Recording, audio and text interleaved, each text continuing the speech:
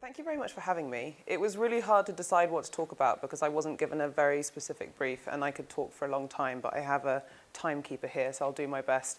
So there were two things that I'm going to talk about, and when I was thinking about you guys and what stage you are in your careers, I was reflecting on what I was doing, and then I started reflecting a bit further back. And I know you've been talking a lot today about the changing world of work.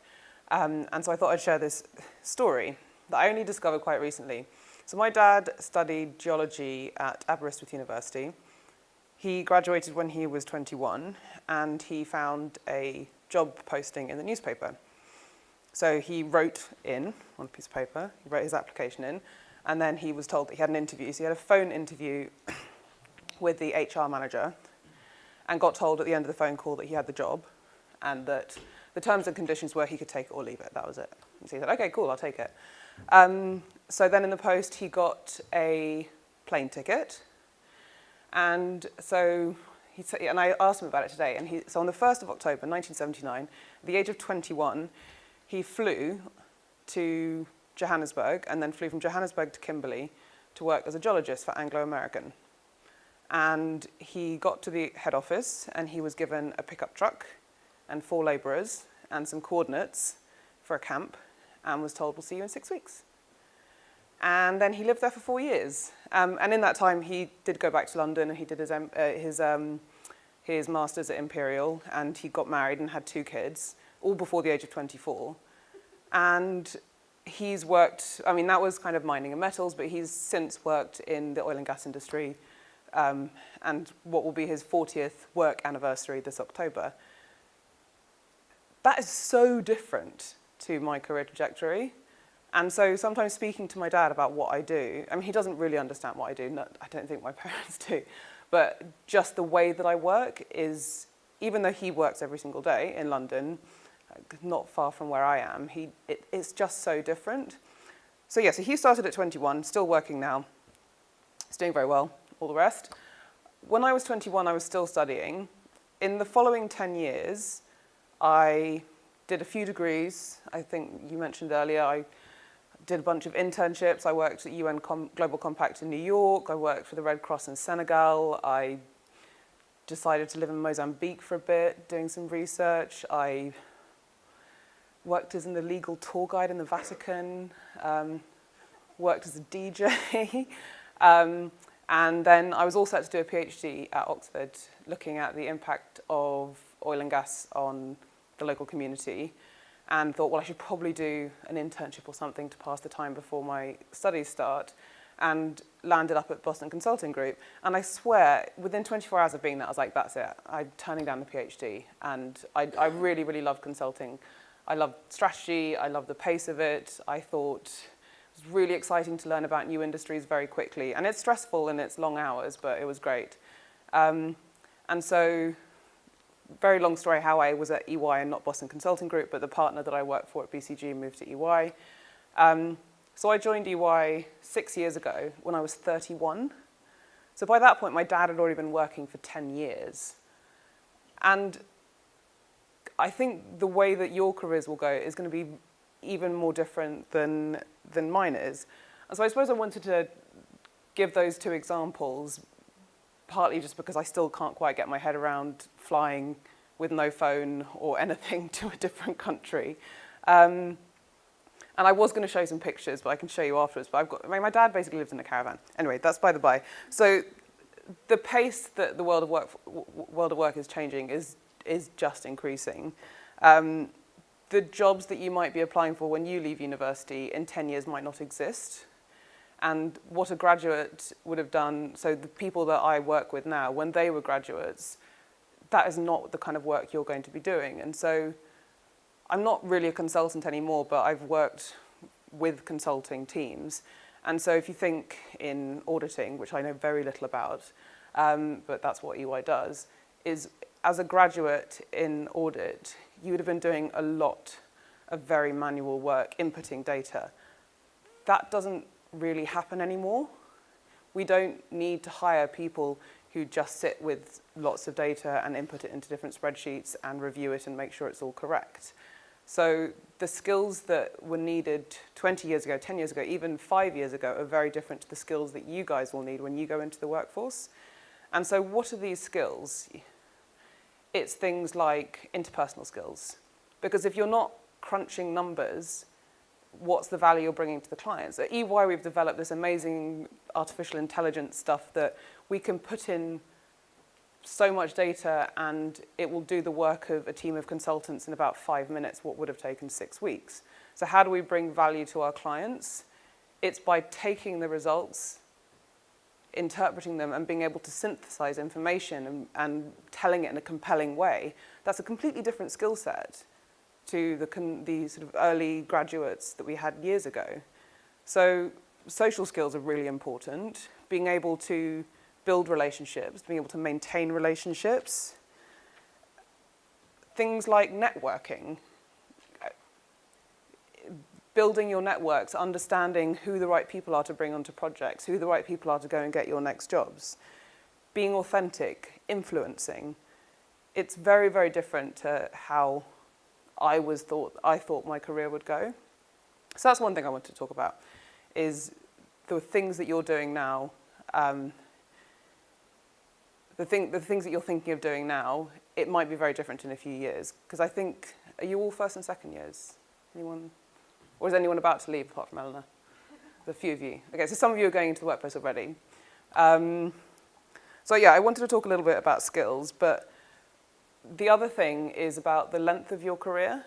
And I think the age of retirement now is something around 70 or something like that. So if you're starting your career in your early 20s, you've got 50 years to have a career. And the kind of career that my parents' generation had, which is where you mostly stay in one company and then you get the gold watch and the retirement party at the end. That's not the case. And so we get so fixated on the idea of having to have this amazing start, but realistically you're going to have multiple careers and they might be all connected, or they might not seem connected, and then, like my life, I feel like my careers seem very disjointed, but they all have a common thread to me now. But you may well do something completely different at the end of your career that you do starting it.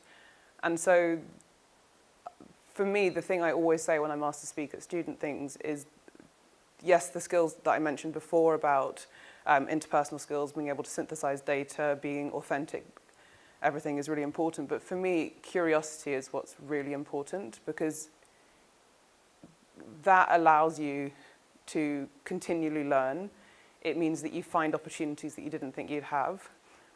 I mean, and I didn't mention before, but I've been at EY for 6 years. I've done 4 different jobs, and they're quite different. So I started as an oil and gas consultant working in emerging markets, doing things like working in Ghana for the local oil company, trying to work out how they could get more people involved.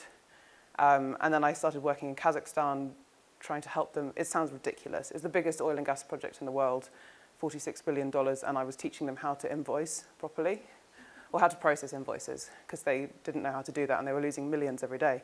So, doing things like that, and then, but I was always really interested in other things. I was interested in all the gender stuff we were doing at EY, so I volunteered to be part of the women's network.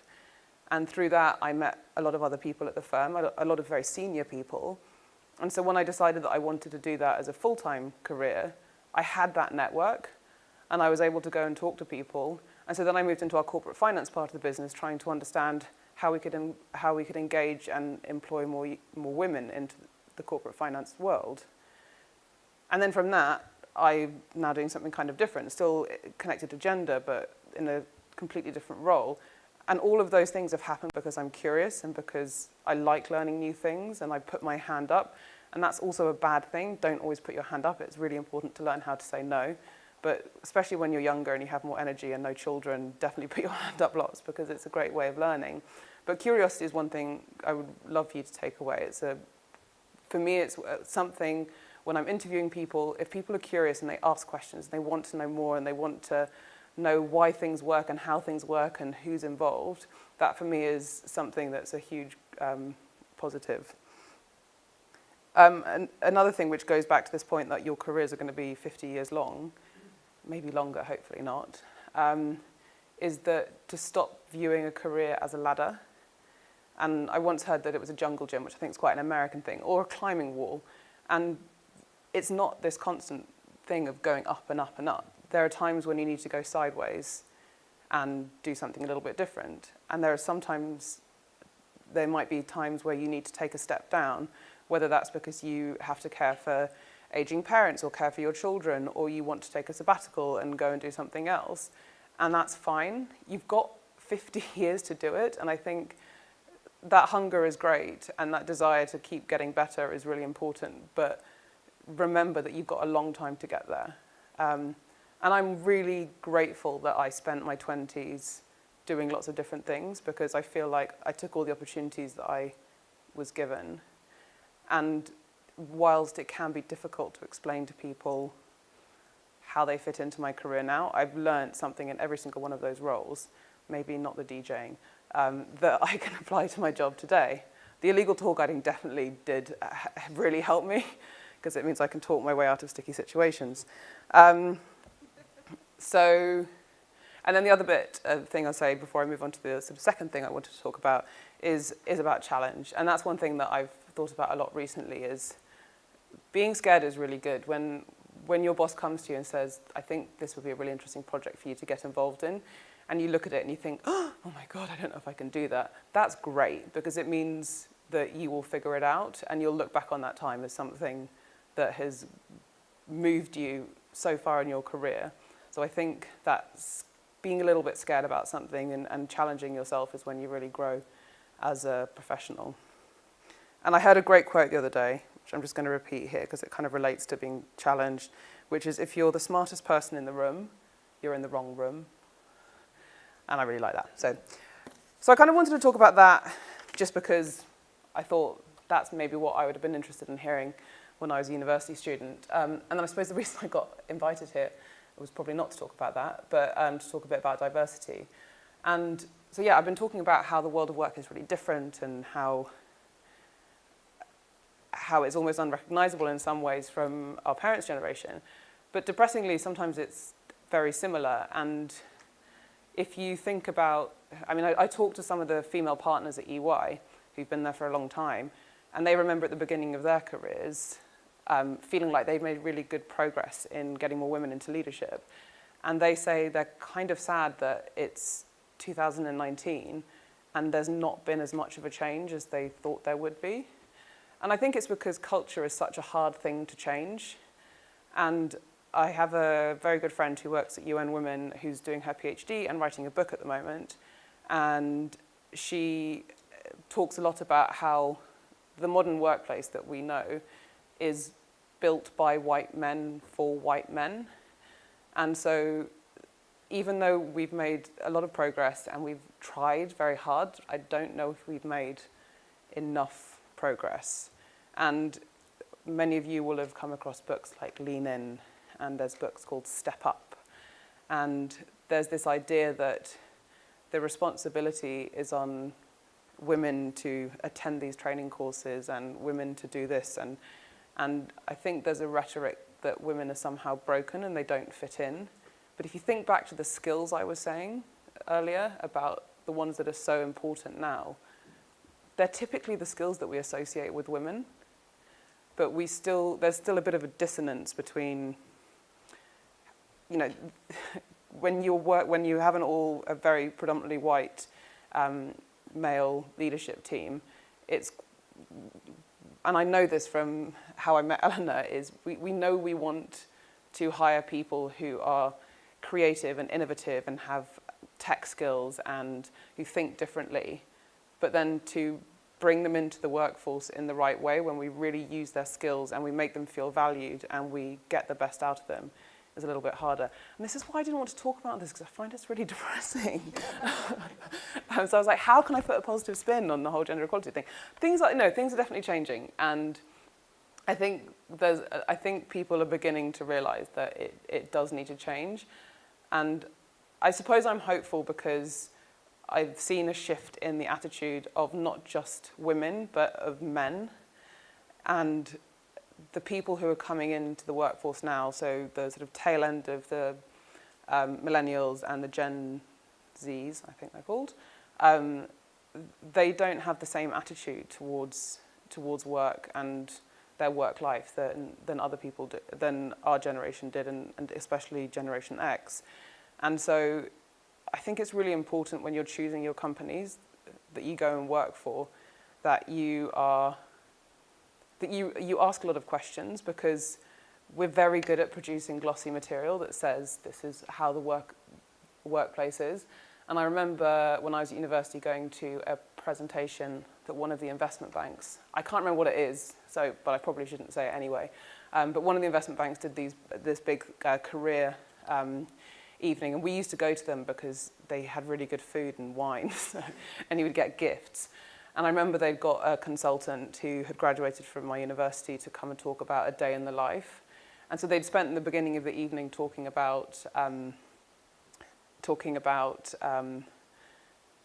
what a great place it was to work, and you learnt all this stuff.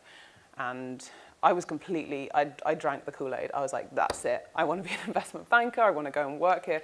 And they got this person to come and talk about what a day in their life was. And I realized that it started at 7 and it ended at 11. And I was like, I just don't quite see how the two of these add up. And when I did the research in my last role about why we couldn't get women to join the transactions business, a lot of it was because they didn't see it as a place that they would thrive.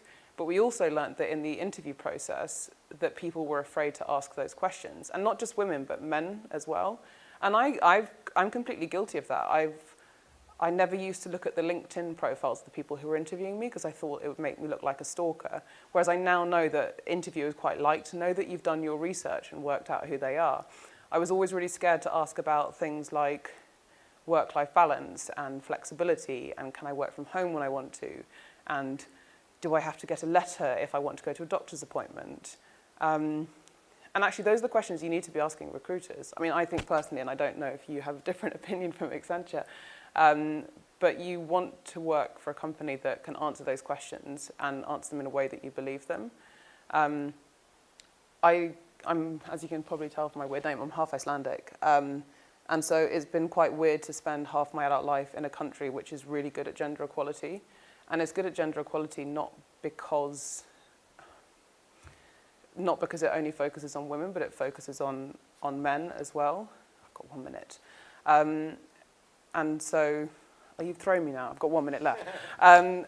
So anyway, I could talk about this for a very long time, and I'm sorry I'm not being more positive, but I think, and it's actually Accenture. Accenture wrote an amazing report recently, which I think was called When She Rises, We All Rise, which is really, really worth reading, especially because I can see there's lots of guys here, and I know often when people come and talk about gender equality, they get a bit like, well, what about the men?